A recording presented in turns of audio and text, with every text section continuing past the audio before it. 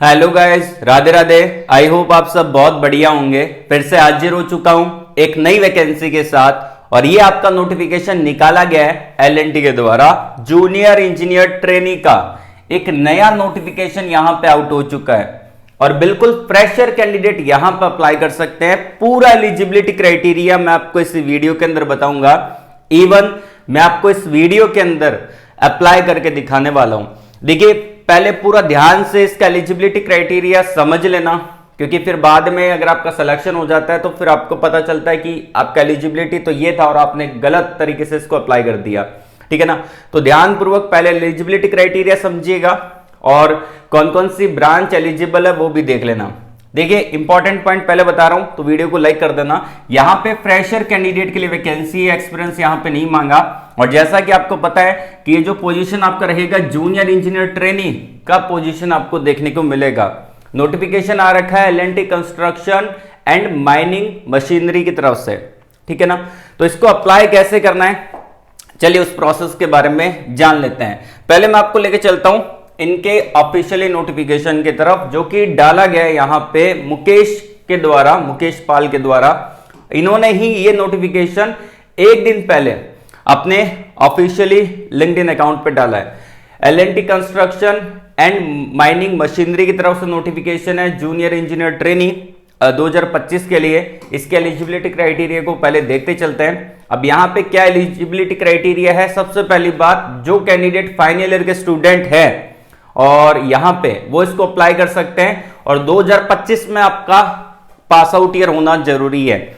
अब यहाँ पे बहुत सारे बच्चे गलती क्या कर देते हैं, 2024 वाले अप्लाई कर देते हैं, 2023 वाले अप्लाई कर देते हैं, 22 वाले अप्लाई कर देते हैं, 21 वाले अप्लाई कर देते हैं। देखिए, आप अप्लाई करोगे, सारा प्रोसेस हो जाएगा, बाद में इनके द्वारा एक जूम पे मीटिंग होगा, उसके अंदर एलिजिबिलिटी क्राइटेरिया बताएंगे, फिर वो बोलेंगे कि आप अगर मीटिंग के अंदर हो तो आप चले जाओ। तो ऐसा नहीं करना है, ये कैंडिडेट अप्लाई नहीं कर सकते। तो आपको पहले से ध्यान रखना है, इन्होंने बोला है 2025 एलिजिबल है तो 2025 पास आउट ईयर वाले ही एलिजिबल रहेंगे।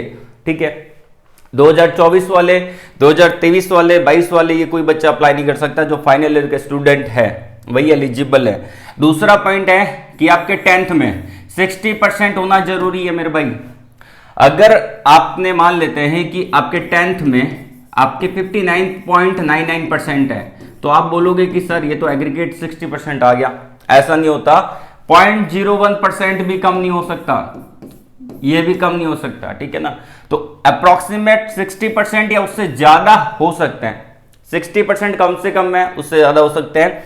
और आपके डिप्लोमा के अंदर 60% या उससे ज्यादा होने चाहिए, बैकलॉग आपका नहीं होना चाहिए। ये सारी चीजों का आपको ध्यान रखना है। इन्होंने मेंशन कर रखा है एटी आपका नहीं होना चाहिए। ठीक है।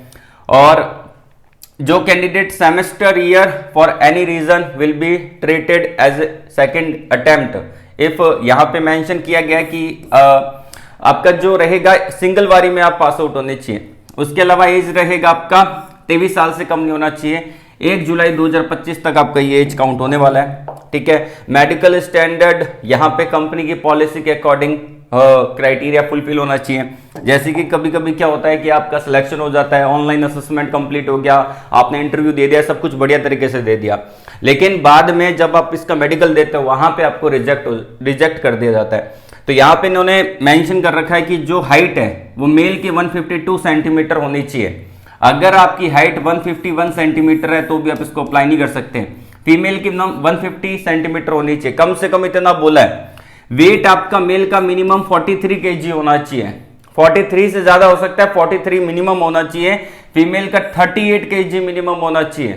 ठीक है, इससे ज्यादा भली हो सकता है, इससे कम नहीं होना चाहिए। हाइट इससे ज्यादा हो सकती है, ठीक, जो मेंशन किया उससे ज्यादा हो सकती है, उससे कम है तो अप्लाई नहीं कर सकते। उसके अलावा आईसाइट आपका नॉर्मल होना चाहिए और अगर आपने ग्लासेस पहन रखा है तो +-6 यहाँ पे आपका ये होना जरूरी है। ठीक है। उसके बाद यहाँ पे एक अप्लाई लिंक दे रखा है, इस पे क्लिक करते हैं। अब अप्लाई करने की कोशिश करते हैं कि कैसे अप्लाई करना है। ये जो नोटिफिकेशन दे रखा है मुकेश ने, इसका लिंक वीडियो के डिस्क्रिप्शन में दे रखा है, अप्लाई लिंक भी वीडियो के डिस्क्रिप्शन में दे रखा है। जो चीजें मैंने आपको बताई है पूरा डिटेल में वो यहाँ पे मेंशन कर दी गई है, आप इसको पढ़ लेना अच्छे से कि क्या लिखा है। ठीक है। मैं आपको पहले ब्रांच बताता हूं कि कौन सी ब्रांच यहां पे एलिजिबल है। तो हम चलते हैं डिसिप्लिन के अंदर। ठीक है। तो डिसिप्लिन में अगर हम देख रहे हैं यहां पे तो यहाँ पे जो ब्रांच मेंशन है 4 ब्रांच है। पहला आपका है ऑटोमोबाइल, दूसरा इलेक्ट्रिकल, तीसरा मैकेनिकल, चौथा मैट्रॉनिक्स। सिविल वाले एलिजिबल नहीं है, ठीक है। और अदर ब्रांच जैसे मेटलर्जी या फिर सिरेमिक या फिर कोई और दूसरी ब्रांच है वो एलिजिबल नहीं है। ये जो 4 ब्रांच है ऑटोमोबाइल, इलेक्ट्रिकल, मैकेनिकल, मैट्रॉनिक्स, ये 4 ब्रांच ही एलिजिबल रहेगी। इसके अलावा दूसरे कोई अप्लाई नहीं कर सकते, ठीक है ना। तो आपको आई होप ब्रांच समझ में आ गई। मैं इलेक्ट्रिकल को सिलेक्ट कर देता हूं, अब फॉर्म को अप्लाई करने की कोशिश करते हैं, ठीक है ना। सबसे पहला यहां पे दे रखा है कुछ, यहां पे आपका रहेंगे सेक्शन, बेसिक डिटेल रहेगा। तो यहां पे बेसिक डिटेल में आपको अपनी फोटोग्राफ को अपलोड कर देना है। अब ये जो आपकी फोटोग्राफ रहेगी वो आपकी मिनिमम 5 KB का रहेगा और मैक्सिमम जो रहेगा आपका 200 KB का रहेगा। मिनिमम 5 KB, मैक्सिमम 200 KB और फॉर्मेट रहेगा JPEG, PNG और JPG, ठीक है ना। PDF की फॉर्मेट में आपने फोटोग्राफ अपलोड करेंगे तो अपलोड नहीं होगा, ये फॉर्मेट में रहेगा, ठीक है ना। फोटोग्राफ अपलोड करना है। आधार कार्ड में जो नाम है आपका वो यहां पे आ जाएगा आधार कार्ड के अकॉर्डिंग। मोबाइल नंबर यहां पे डालना है और यहां पे एक वेरीफाई मोबाइल नंबर का ऑप्शन है, इस पे क्लिक करना है। आपके मोबाइल नंबर वेरीफाई करना है, OTP यहां पे नीचे आ जाएगा, OTP डाल देना है।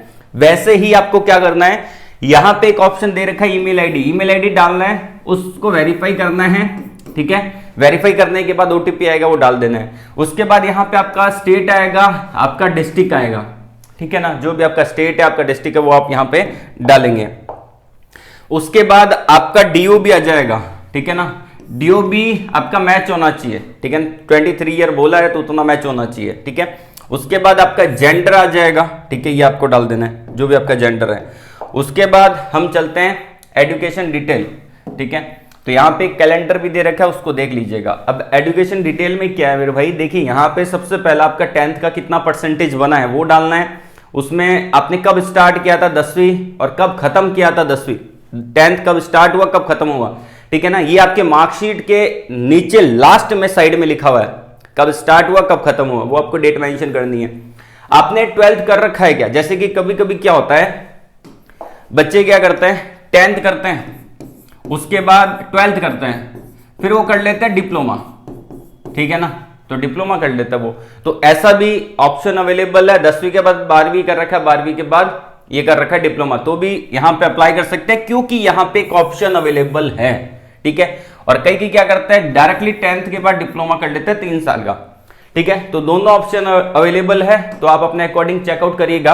अब यहां पे मैं अगर यस करता हूं तो 12th का स्टार्टिंग और एंड डेट पूछा है, ठीक है। अगर यहां पे मैं नो करता हूं तो ये डिप्लोमा का पूछ रहा है, ठीक है। तो आपको समझ में आ गया। क्वालिफिकेशन में आपको डिप्लोमा सेलेक्ट करना है और डिप्लोमा कॉलेज टाइप के अंदर आपका कॉलेज कौन सा है। 3 टाइप के कॉलेज होते हैं, ऑटोनोमस होता है, गवर्नमेंट होता है, प्राइवेट होता है। आपकी कॉलेज कौन सी है वो आपको आप उनकी ऑफिशियली वेबसाइट पे जाके देखेंगे, वहां पे दिख जाएगा। अगर ऑटोनोमस है तो ऑटोनोमस पे, गवर्नमेंट है गवर्नमेंट, प्राइवेट है प्राइवेट। यहां पे मैं गवर्नमेंट पे सेलेक्ट कर लेता हूं, ओके। डिप्लोमा स्टेट कौन सा है, कहां से किया है, जो भी आपका स्टेट है उसको आप सिलेक्ट करिए। मैं हरियाणा यहां पे डाल रहा हूं, आपका जो भी स्टेट है वो आप डाल सकते हैं। डिप्लोमा का कॉलेज का क्या नाम है, तो आपकी कॉलेज का नाम यहां पे आ रहा है, बहुत सारी कॉलेज का नाम दे रखा है। अब जैसे कि क्या होता है ना कि आपने स्टेट सेलेक्ट किया पहले, ठीक है, डिस्ट्रिक्ट सेलेक्ट किया, डिसिप्लिन सेलेक्ट किया, उसके बाद आप कॉलेज नेम पे आते हो ना, तो मैक्सिमम चांस है कि आपकी कॉलेज का नाम यहां पे आ जाएगा। अब किसी भी रीजन से आपकी कॉलेज का नाम नहीं आ रहा तो यहां पे एक अदर का ऑप्शन अवेलेबल है। अब जैसे ही मैं अदर वाले ऑप्शन पे जाता हूं, ठीक है, तो यहां पे एक आ जाता है आपका कॉलेज नेम अदर का, ठीक है ना। तो आपको टाइप कर देना यहां पे जो भी आपका कॉलेज का नाम है। और अगर दिख रहा है आपकी कॉलेज का नाम यहां पे, मान लेते हैं कि आपकी कॉलेज का नाम BPS महिला पॉलिटेक्निक कॉलेज है, दिख रहा है तो वो आप डाल सकते हैं। अगर नहीं दिख रहा है तो यहां पे एक नीचे ऑप्शन है अदर का, उसको आपको डालना पड़ेगा अदर, ठीक है ना। तो ये चीज अपने को ध्यान रखनी है। बच्चे यहीं पे गलती करते हैं, फिर उनका फॉर्म फिल नहीं होता, ठीक है। तो यहां पे आपको गलती नहीं करनी, डिप्लोमा कॉलेज नेम आपको डाल देना है जो भी आपकी, पहले चेकआउट करना है, पहले देखना है। अगर शो कर रहा है तो ठीक है, नहीं कर रहा तो अदर डाल के यहां पे अपनी कॉलेज का नाम डाल देना है। स्टार्ट कब किया है डिप्लोमा, मंथ और ईयर, कैलेंडर दे रखा है, इस पे क्लिक कर सकते हैं, मंथ और ईयर यहां पे आप डाल सकते हैं, ठीक है ना। उसके बाद खत्म कब हुआ है, खत्म कब होगा आपका डिप्लोमा, ये डायरेक्टली आपका आ जाएगा, ठीक है। उसके बाद क्या है, यहां पे डिप्लोमा में कितने परसेंटेज बने हैं आपका 5th सेमेस्टर तक। अब सेमेस्टर के परसेंटेज एग्रीगेट आपको डालने हैं क्योंकि आपका 6th सेमेस्टर का रिजल्ट अभी तक नहीं आया, तो 5th सेमेस्टर तक आपको जितने भी परसेंटेज बने हैं वो आपको डाल देने हैं। वो कैसे करेंगे, पहले सेमेस्टर में जितने भी आपके मार्क्स आए हैं, दूसरे सेमेस्टर में जितने भी मार्क्स आए हैं, तीसरे में जितने भी आए हैं, चौथे में जितने भी आए हैं मार्क्स आपके, 5वें सेमेस्टर में जितने भी मार्क्स आए हैं वो सबको ऐड कर लेना है। ऐड करने के बाद डिवाइड करना है यहां पे आपको किससे, टोटल जितने भी सेमेस्टर में, जैसे कि फर्स्ट सेमेस्टर में जितने मार्क्स थे आपके 100 थे टोटल, ठीक है ना, तो 100, इसमें सेकंड में आपके 200 थे, इन सभी को ऐड कर लेना है टोटल को। तो यहां पे टोटल आ जाएगा, ठीक है ना, इनटू 100 कर देना है, ठीक है। इसका परसेंटेज यहां पे आपको डाल देना है, ठीक है ना, यहां पे आपको परसेंटेज डाल देना है जितने भी परसेंटेज बन रहे हैं, ठीक है ना। पहले जितने आपके आए हैं फर्स्ट से लेके 5th तक उसको ऐड करना है, टोटल कितना है इसका, उन सभी को टोटल आ जाएगा नीचे, जैसे कि फर्स्ट सेमेस्टर के टोटल मार्क्स, सेकंड सेमेस्टर के, थर्ड सेमेस्टर के, फोर्थ, फिफ्थ, इन सभी को ऐड कर लेना है, टोटल कितने थे वो टोटल यहाँ पे नीचे आ जाएगा, इंटू 100 करके इसका परसेंटेज निकाल के यहाँ पे लगा देना है।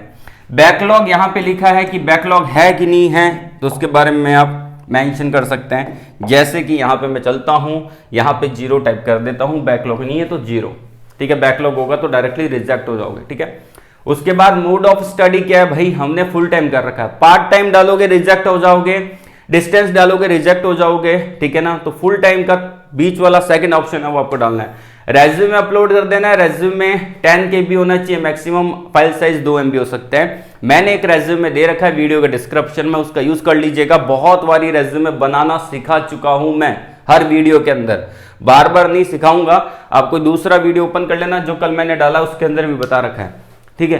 तो रेज्यूमे आपको बनाना है, फिर भी मेजर माइनर प्रोजेक्ट, आपका टेक्निकल स्किल और आपका इंटर्नशिप और आपने कोई प्रोजेक्ट बना रखा है वो डालेंगे। उसके अलावा फोटो आपके रेज्यूमे में नहीं होना चाहिए, ठीक है ना। और इन सभी को एक्सेप्ट कर लेना है और यहाँ पे अप्लाई का बटन, इस पे क्लिक करके अप्लाई कर दीजिएगा।